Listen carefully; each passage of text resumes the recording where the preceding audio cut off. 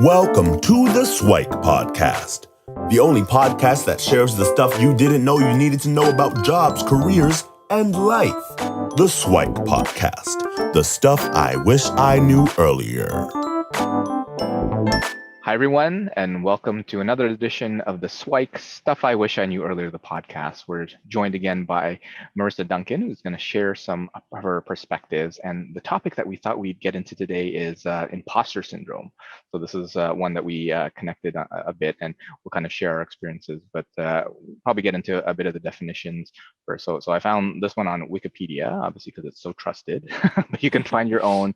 But it's basically a psychological pattern in which an individual doubts their skills, talents, and accomplishments, and has a persistent internalized fear of being exposed as a fraud, right? And apparently there are some subtypes where you could be kind of the perfectionist, imposter syndrome, where you kind of feel that everything has to be perfect, and as a result, sometimes you procrastinate and stuff doesn't get done, and it always has to be better. Sometimes you're the expert, and an expert is one where you need to know more. You need to be the smartest one in the room, and you need to study and get better, have more experience, whatever it is. And there's a lot of overlap within these ones. The third one is being a natural genius. So if it's pure talent, there's no skill involved, it's pure talent. The fourth one is Superman, Superwoman, and basically you kind of do anything and everything, right? So you're the student who's the president of the club, has a 4.0 average, is also part of the football team, and you are volunteering at the seniors home, and basically kind of do anything and everything. And the soloist is the person who basically has to do everything on their own. They don't ask for help, nor do they want help, because if you are good at something, you do it on your own. So, and I align with all of these to some degree. But I'd love to hear a little bit about your experiences with imposter syndrome, and hopefully you start normalizing a little bit, because a lot of folks don't realize how common and pervasive it is, and it's almost something that everyone encounters in some shape or form. So what was it like, and where did you experience it in your life, Marisa? Yeah, I feel extremely called out by all of those definitions. I was like, oh yeah, that's me. Yep. So it's definitely good to hear that this is like a normal thing that a lot of people experience, and there are all these different types. I only recently learned about the different types, and when you acknowledge that these exist, you can start to find examples of them in your own life. So I would say I have struggled with imposter syndrome. I sometimes do, I sometimes don't. It's I would say it's almost chronic. Like sometimes it flares up, sometimes it's quieter. But when would you say is the first interest? Yeah, I was going to say the first experience of it was definitely my second year of engineering. So I came from like pretty rigorous high school. I did IB program, so I felt pretty comfortable, at least with the academics, in my first year of my engineering degree. But it was only when second year rolled around that there were some technical courses that I just did not get. And it was the first time in my life where I just didn't get something. Even if I like worked at it, I just didn't get it. And I was questioning, I was like, so is this because I'm not smart enough? Is this because I'm not working hard enough? But I thought I was doing the work, I was studying, and I just wasn't. Like, I remember getting back a midterm in electromagnetism, and I had failed it, and I didn't even fit. It wasn't even a close fail. It was just a straight out fail. And I was like, I actually studied for this. Why did I not at least pass?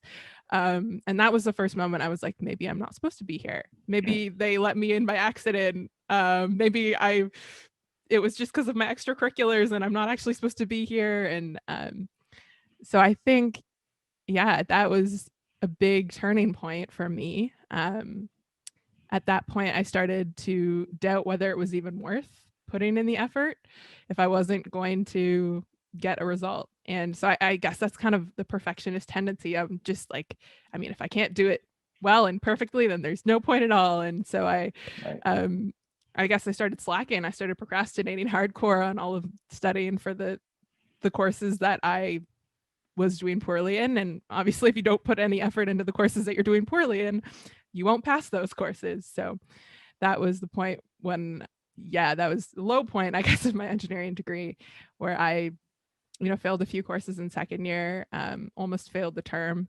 and really wanted to self-sabotage myself out of there because I was not having a good time and I didn't think I was supposed to be there. And my experience is similar, but a bit different in the sense that mine was really in first year. I was more aligned with that kind of natural genius part where in elementary school and in high school, I was smart. I was identified as a gifted student. I was one of those special kids that went to special class. And as a result, I was a little bit full of myself. Right? And if you're gifted, you don't have to study, right? You just know everything, right? So I did that for all of high school, and you can get away with it grade 9, grade 10, grade 11 maybe, and grade 12, and I was there when they had OACs grade 13. That's kind of university level stuff, and you actually have to open up the book. You actually have to kind of pay attention in class to learn that. So I didn't do as well as I could have or should have. And actually, one of the schools that I wanted to go to was Waterloo because they have I did computer science, and the tech program is known there. I didn't get in because my marks weren't good enough. But I did end up going to UT Scarborough. And in my first year, I was so smart that I could take any course.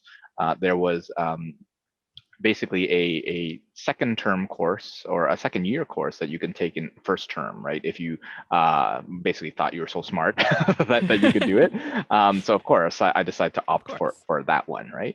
And I did horribly. I think I just passed that one, and basically all my other courses I also just barely passed to, and I got a letter in the mail which was on probation, and that was the huge wake up call for me, right? And then a lot of it was to figure, okay, wait, a lot of people are studying, yet and are probably doing okay, yet I don't. And I'm not doing so. So maybe there's something to this studying thing. So I overcame this kind of natural genius part and said, you know what, maybe I should try for this, right? And lo and behold, when you start studying and practice and stuff, you actually start learning things a little bit more. So I kind of align more with that, but then through different parts, because by then I didn't know I was kind of imposter syndrome. I only found out the term maybe, I don't know, a couple of years ago. But it's kind of like, oh, that explains a lot once you get into it. And this, the natural genius part for me also goes to for folks that are aware of what's a fixed mindset versus a growth mindset. So Dr. Carol Dweck, who first kind of popularized that term. But yeah, I was definitely fixed up until there. Like, yeah, I'm smart, and basically for a while, maybe similar to you, like I thought that I couldn't learn, right? I was trying and just, well, I should know this, but obviously when you do it by just kind of pure thought and not like kind of learning, research, or reading or whatever, there's only so far you can go. But yeah, I think we all kind of evolved there, and it came back and hit me again in a different time. But I'd love if you kind of would walk us through if you have any other colorful stories, again, to try to help normalize it for folks where, like, yeah, definitely you talked about yourself as a perfectionist. How about one of the other subtypes? Are there any other stories that you're willing to share, as vulnerable or as embarrassing as they may be, about some of the other ones? Yeah, so I can definitely relate with, I would almost say it's kind of an ego then when you're just like, I'm all that. Like, I got into Waterloo, so I can take on anything. And there are people I would compare myself to who looked like they weren't doing any work, like, quote unquote gifted people, and even people in engineering who it seemed like, they didn't have to put any effort in and they still got good grades. So like, I almost equated like being smart as not putting in the work. And so there were certain things that, I had to put less work into. So I was like, I'm smart in this.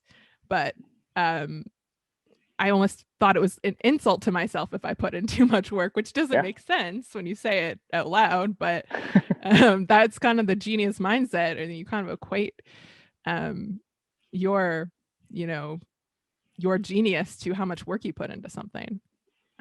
But when I think about, successful people, they needed the genius and the hard work. Like it's not just one of them. And of course, if you have a natural talent or ability, then putting in the hard work will multiply that even more. But you need both to be really successful. Yeah. And my story on one of the other ones, so I talked about natural genius. For me, on the way perfectionist kind of reared its head was that like I was fairly sporty, right? I was pretty good from athletic point of view. Like I wasn't really on so many teams, but I like to say that, you know what, I was pretty good at sports. So I played volleyball, right? But I would purposely play with the suckier people whenever there's an optional thing, so that I could kind of dominate on the court, right? So there Yeah. was a group of us that went to the beach, and there were the good folks, the kind of okay folks, and then the other folks, right? I would try to be on the court with the other folks that were just kind of learning, just to kind of show my dominance. And then lo and behold, when the good people are on, no, I'm just gonna sit and relax and just take it easy here, right? And it was kind of one of those self-sabotaging kind of things where later on, when I figured out, you know what, if I play with the good people, I will probably get better, right? And I'll probably improve. And I realized that a little bit later. But before, it was just like, no, to your point about ego, it was definitely, I did not want to be kind of shown up by any of these people who are actually better than me, right? So, and that definitely spurred on the imposter syndrome in other parts of my life too, as well, right? So I guess a question for you is like, how did you overcome it, or have you overcome it? Is, I guess, another Yeah. question.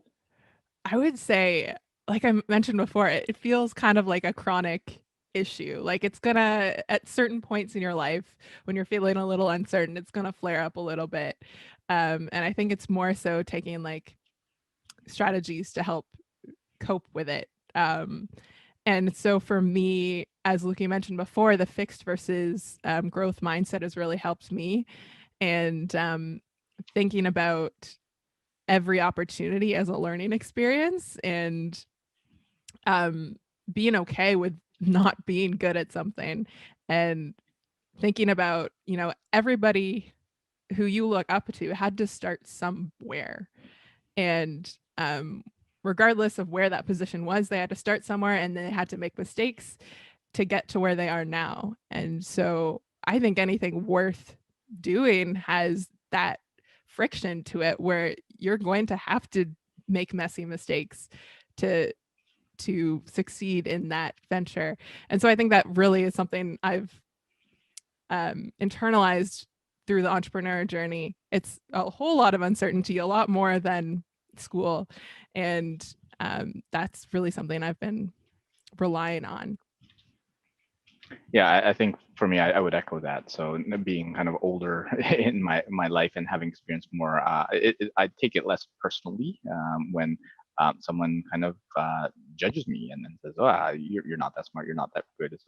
And because I've kind of been through more of that. But when you're young, you want to maintain, yeah, that Superman, Superwoman persona, that you're the best and the greatest at the GOAT, the greatest of all time type of thing, right?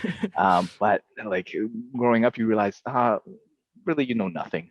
Right? As much as I learn, I realize, oh my gosh, there's so much more. And I've actually found that imposter syndrome kind of sits for those that never really failed earlier in their life, right? Because they kind of keep going and progressing, and there's only so far you can go without ever failing, right? So that's kind of one set. But the other set is that it's just a perspective of failure, right? A quote that I found that I love is, I never lose, I either win or I learn, right? So if you actually take those failures as, it's not failures, it's just something I have yet to learn, well, it changes things completely, right? So how much more? Because I love learning, I love growing and figuring stuff out, and it sounds like that you did as a kid too. So if you took that perspective not as a failure, not as not knowing, it's just like, how should I know it? Because I've never done it before. Like, why would I be able to do it? I actually try to drill into my kids. It's not hard. It's just new, right? Yeah. It's just stuff that you've never done before. But if you've done it like 5, 10, 100 times before, it actually is pretty easy. But sometimes you just need the right perspective, the right information, the right experience, and then there's an unlock in there, right? And yeah, I would echo that it does come back. So as much as I've been working on myself and working on it, it rears its ugly head fairly consistently. It's like, oh, and what I encourage folks to do is just acknowledge it. It's like, oh, hey, you, Yeah. Back you're here again. back again. It's like, hey, what do you want this time? Okay, what do we do to get over it? And then try to move on, because ignoring it or rejecting it or resisting it is not necessarily a good thing to do. Accepting it that it's a part of you, but also learning from it and figuring out what is it trying to tell you. Because this imposter syndrome is trying to tell you something, right? But what? And do you have to believe him or her or whatever personality you decide to give it? And you're right, absolutely. People need to start somewhere. So I think that's some great and useful guidance, and hopefully that helps to start normalizing imposter syndrome, where like a lot of people feel it, right? And if more people acknowledge it, yeah, today I feel like an imposter, right? I think that would be a great step in everyone's kind of well-being and stuff like that. And then figure out, okay, cool, and what do we want to do about it today? And maybe having some cues, maybe teaching that in university, teaching that in high school, that hey, you might feel this, and if you do, this is what you do. Yeah. Any other comments or some words of wisdom that you might want to share, or things that you've come across that have helped you kind of navigate the world of imposter syndrome along the way? Yeah. I first want to touch on your point with um, talking about it's hard because you've never done it before. I was in a class today talking about how to start up conversations and do lead generation, and it's a lot of stepping outside the comfort zone. And she was saying like it's not a problem with you, you're just new. It's like a baby learning to walk. Like Mhm. you can't expect to run, so you need to take that learning process at the pace that it is. And it's not a judgment on who you are or how good or not, or if you're supposed to be an entrepreneur or not. It's just a learning process.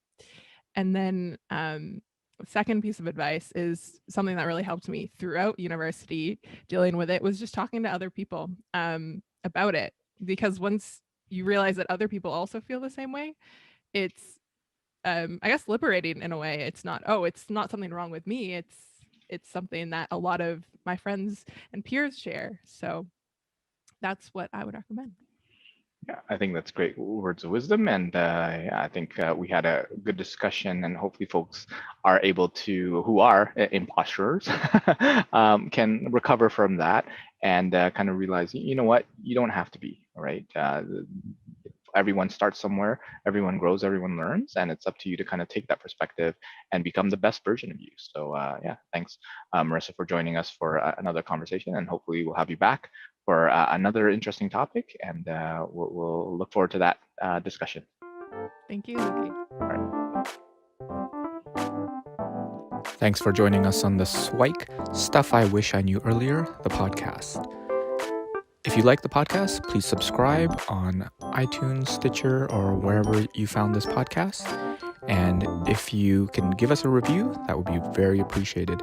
Feel free to contact me on LinkedIn at Lukidanu, Lukidanu, and the same on most social media platforms. And I look forward to hearing from you.